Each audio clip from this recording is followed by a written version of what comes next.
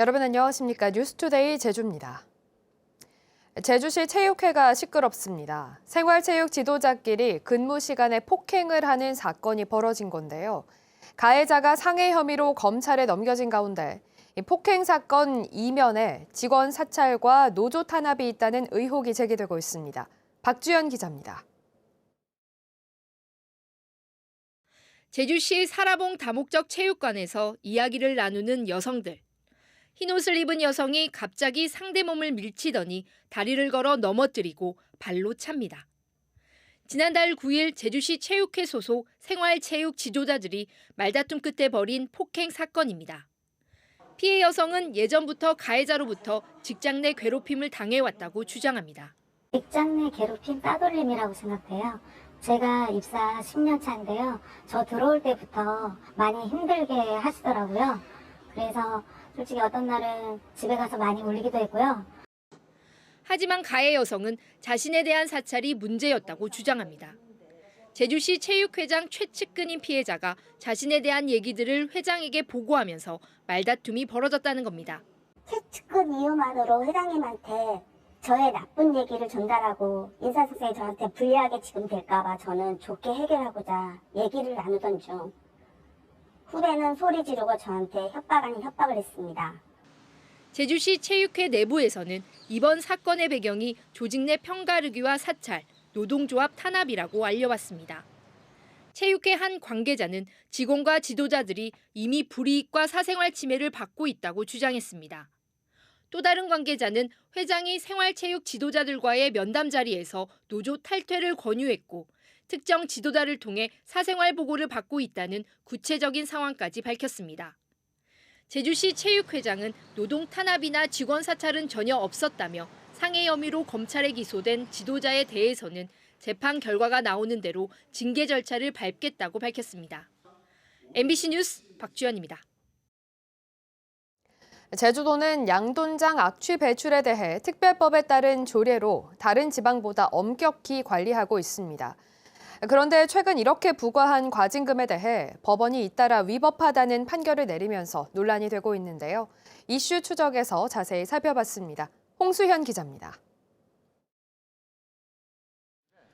제주시 한림읍에서 돼지 3,000마리 규모의 양돈장을 운영하는 안철수 씨. 지난 2020년 12월 제주시로부터 가축분유법을 위반했다며 개선 명령을 받았습니다. 악취 시료 분석 결과 허용 기준인 희석 배수 10을 초과한 14로 측정됐다는 것이었습니다. 안 씨는 본사에 자동 분무 시스템을 설치하는 등 개선 명령을 이행한 뒤 제주시에 보고서를 제출했습니다. 하지만 제주시는 재검사에서도 희석 배수 14로 기준치를 초과했다며 안 씨에게 사용 중지 명령 2개월에 상응하는 과징금 4,300만 원을 부과했습니다. 안 씨는 처분이 부당하다며 행정 소송을 제기했습니다. 악취를 줄이기 위한 별다른 지도 없이 다른 업체의 가축분유 처리 시설과 가까운 부지 경계선 밖 1.5m 지점에서 채취한 시료로 오염도를 측정하고 악취 방지법보다 처벌 기준이 강한 가축분유법을 적용한 것은 부당하다는 이유에서입니다. 지도가 먼저 이루어지고 그다음에 단속이 이루어지고 그래야 되는데 제도의 허점을 이용해서 단속을 위주로 한다는 건 저희들한테 너무 억울한 상황입니다. 이에 재판부는 안 씨의 손을 들어줬습니다. 적용 법률이나 시료 채취 방법에 위법성은 없지만 제주시가 관련 법률 등에 따라 과징금의 절반 범위에서 감경할 수 있도록 한 기준을 고려하지 않았다고 판결했습니다. 양돈장을 운영하는 양용만 도의원에게 악취 배출 허용 기준을 위반했다며 과징금 1억 원을 부과했다가 같은 재판부로부터 동시에 패소 판결을 받은 제주시는 법원에 항소했습니다. 관련 법의 어떤 절차상이나 그런 하자는 없었습니다. 다만 과징금이 이제 너무 과하다는 내용이 판결이었는데 이 부분에 대해서는 저희들이 수긍할 수가 없어서 항소장을 지금 제출한 상태고요. 양돈장 악취와 관련해 제주시가 소송 중인 사례만 4건. 처분이 무효화되면 이미 징수한 과징금도 반환해야 하는 상황까지 벌어질 수 있어 법원의 최종 판결에 관심이 쏠리고 있습니다. MBC 뉴스 홍수현입니다. 코로나19 사태를 계기로 보건의료에 대한 관심은 높아졌지만 제주 지역 의료 인력은 턱없이 부족한 게 현실인데요.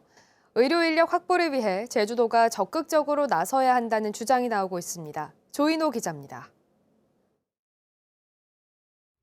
농어촌 주민들을 위해 제주도가 전국 최초로 지은 서귀포시 민간협력의원. 건물과 의료 장비를 빌려주겠다며 3차례나 의사를 공모했지만 지원자가 없어 석 달째 문을 열지 못하고 있습니다.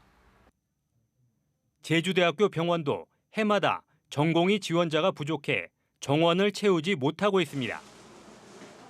의사와 간호사들의 수도권 집중 현상은 심해지고 있지만 도내 중소병원들은 수입에 한계가 있다 보니 근무 여건의 격차가 벌어지고 있기 때문입니다. 이 때문에 그동안 방역 업무에만 치중했던 지방자치단체가 이제는 의료 인력 확보를 위해 도내 병원들에 대한 지원책을 마련해야 한다는 게 의료인들의 이야기입니다. 그래서 대형 종합병원을 육성하거나 아니면 기존의 중소병원들에도 전문 질환센터를 도가 지원해서 보다 더 많은 전문 인력들이 안정적으로 근무할 수 있는 여건을 만드는 게 중요하다고 생각합니다. 도내 공공병원들이 협의체를 만들고 보건의료 인력 지원 조례를 강화해야 한다는 주장도 제기됐습니다. 더 많은 보건의료 인력이 그 미래에 필요합니다. 그 미래에 필요한 보건의료 인력을 준비하는 것이 보건의료 인력 지원 조례가 그 필요한 이유이고요. 중증 환자를 진료할 상급 종합병원이 없어 해마다 도민 만여 명이 원정 진료를 받는 것도 문제입니다. 제주는 서울 권역으로 묶여 있다 보니 서울의 대형 병원들과 경쟁해야 돼 올해도 상급 종합병원 지정이 어렵게 됐습니다. 제주도는 단일 권역 분리를 보건복지부에 건의해 2026년에 다시 신청하기로 했고 정치권도 지원을 약속했습니다. 평균을 냈더니 70만 명당 하나의 상급병원을 갖고 있더라고요. 우리 제주가 70만 아닙니까? 그럼 제주도 하나 해야 된다, 분리해야 된다 이렇게 생각을 합니다.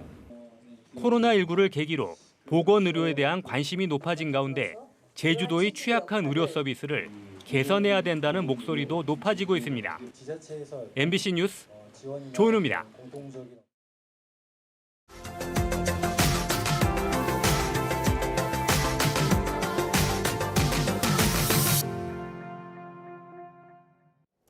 여름이 되면 폭염으로 전력 사용이 최대치까지 올라가기 때문에 한국전력은 비상관리에 나서는데요.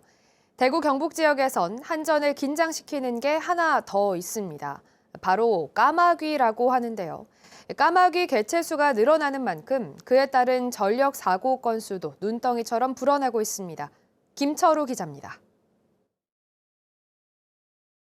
까마귀들이 무리를 지어 날아다닙니다. 원래 철새이던 것이 상당수가 텃새로 바뀌면서 까마귀 개체수가 부쩍 늘고 있습니다. 한전에 따르면 1999년에는 6,800여 마리던 것이 지난 2006년에는 5만 마리를 넘더니 올 들어서는 13만 마리를 넘어섰습니다. 24년간 19배가 늘어난 겁니다. 이 때문에 골칫거리로 여기던 까치보다 까마귀 때문에 생기는 정전 사고가 훨씬 많이 일어나고 있습니다. 까치 같은 경우에는 까치집을 이제 지어가지고 이제 완금하고 전력선하고 접촉을 해가지고 이제 단락 사고가 나는 거고, 까마귀 같은 경우에는 까치보다 몸집이 크다 보니까 날개도 크고 부리도 길다 보니까 이제 선 간의 혼촉으로 인한 사고가 발생을 많이 하는 거거든요. 까마귀 때문에 발생하는 피해액이 대구 본부 관내에만 한 해 120억 원이 넘습니다. 하지만 유해조수로 지정돼 있지 않아 예방도 쉽지 않습니다. 까치 같은 경우에는 포획을 하거나 조류둥지를 철거를 하는데, 까마귀 같은 경우에는 법상으로 지금 포획을 할 수 있는 근거가 없기 때문에 사실은 설비 관리하는 데 어려움이 있습니다. 한국전력은 까마귀가 전력시설과 농작물에 끼치는 피해 규모가 커지고 있고 심지어 사람을 공격하는 등 피해 사례도 다양해지고 있다며 유해조수 지정을 통한 포획 허가 등 대책이 시급하다고 호소하고 있습니다. MBC 뉴스 김철우입니다.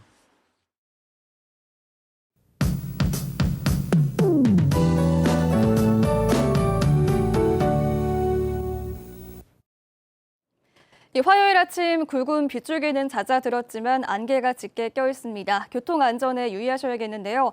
덥고 습한 남풍의 영향으로 현재 성산은 가시거리가 200m 내외로 짧아져 있습니다. 해안 지역은 종일 시야가 답답하겠습니다. 오늘 서해상에서 발달한 저기압이 정체전선을 북쪽으로 끌어올리면서 전국에 장맛비가 오는데요. 제주도는 내일 오전까지 비가 가끔씩 내리겠습니다. 오늘 오후에는 비가 소강 상태에 드는 곳이 많아서 활동하는 데 불편함은 없겠고요. 밤 사이에 강한 비가 오겠습니다. 내일 새벽부터 아침 사이에는 벼락을 동반해서 시간당 30에서 50mm 정도의 폭우가 내리겠습니다. 내일 오전까지 제주에는 50에서 100mm, 많은 곳은 150mm 정도의 비가 오겠고요. 비가 오는 동안 가시거리도 짧겠습니다. 아침 현재 기온 보시면 제주 25도로 시작하고 있습니다. 성산 23도, 서귀포 24도 보이고 있고요. 낮 최고 기온은 제주 북부 지역이 30도까지 오르겠고 서귀포 27도, 고산 26도 예상됩니다. 오늘 밤 사이에도 최저 기온이 25도를 웃돌면서 열대야를 보이는 곳이 있겠습니다. 도서 지역도 종일 흐리겠고요. 비가 내렸다 그쳤다를 반복하겠습니다. 오늘 바다의 물결은 잔잔하게 일 텐데요. 제주 전 해상에 안개가 껴서 해상교통 안전에 유의하셔야겠습니다. 제주도 남쪽 바깥 먼바다는 밤부터 물결이 4m까지 높아지면서 풍랑특보가 발효되겠습니다. 내일과 목요일에는 장맛비가 소강 상태에 들면서 맑은 날씨를 보이겠고요. 금요일부터 다시 비가 내리겠습니다. 기상정보였습니다. 송악산 유원지를 매입하기 위한 감정평가가 본격적으로 추진됩니다. 제주도는 사업비 4천만 원을 들여 서귀포시 대정읍 상모리 일대 도립공원 부지 등 170필지 40만 제곱미터에 대해 감정평가 용역을 발주했습니다. 탁상 감정 결과 토지 가격은 571억 원으로 추산되는데 제주도는 감정평가 결과가 나오면 토지주와 매매 협상을 시작해 올 안에 계약을 체결할 계획입니다. 미래 산업환경 변화에 대응하기 위해 산업활동 장소를 새로 마련하는 계획이 추진됩니다. 제주도는 신성장 산업 육성 등을 위해 도내 산업단지 여건을 분석하고 종류별 공급 계획 등을 세우는 산업입지 수급 계획 수립을 위한 용역을 발주했습니다. 현재 도내에는 국가산업단지인 첨단과학기술단지와 일반 산업단지인 용암해수산업단지를 비롯해 농공단지 3곳 등 모두 6곳의 산업단지가 조성돼 있습니다.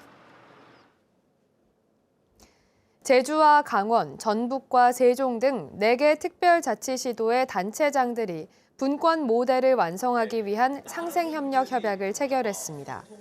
4개 특별자치시도는 이번 협약을 통해 특별지방정부의 위상을 높이는 헌법 개정과 국세 이양 등 재정 자율성 확보를 위해 협력하기로 했습니다. 오영훈 지사는 그동안 제주가 정부의 권한을 7차례 이양받으면서 어려움이 컸지만 앞으로는 공동 대응을 통해 포괄적 권한 이양 방식으로 바꾸자고 말했습니다. 제주에서 열린 대한민국 연극제가 막을 내린 가운데 서울 대표팀의 배소고지 이야기가 대상을 수상했습니다. 극단 프로덕션 IDA의 배소고지 이야기는 한국 전쟁 당시 전북 임실군의 배소고지에서 민간인 200여 명이 집단 학살당한 사건을 구술 기록을 토대로 창작된 작품입니다. 22년 만에 지난달 15일부터 제주에서 열린 이번 연극제에는 참가 극단과 관람객 2만여 명이 참석한 것으로 집계됐습니다. 제주시 외도동 해안에서 발견된 폐사한 물고기 떼는 정어리로 최종 확인됐습니다. 국립수산과학원 제주수산연구소는 현장 확인 결과 멸치가 아닌 정어리로 밝혀졌고 밀물에 들어온 정어리떼가 썰물때 빠져나가지 못한 상태에서 수온이 높아져 죽은 것으로 추정했습니다. 지난달 2호 해수욕장에서도 정어리떼 수십만 마리가 폐사했는데 최근 10여 년 동안 제주 연안에 나타나지 않았던 정어리떼가 올 들어 잇따라 발견되고 있습니다. 유해 성분이 포함된 가공식품을 공급한 업자 2명이 재판에 넘겨졌습니다. 제주지방검찰청은 지난 2020년 6월부터 약 3년 동안 쇳가루가 다량 함유된 타이거너츠 분말을 판매해 7,600만 원의 부당 이득을 취득한 혐의로 무등록 제조 판매업자 2명을 구속 기소했습니다. 이들이 제주에서 생산한 친환경 슈퍼푸드라며 홍보한 타이거너츠 분말에는 기준치의 최대 26배에 이르는 쇳가루가 섞인 것으로 조사됐습니다.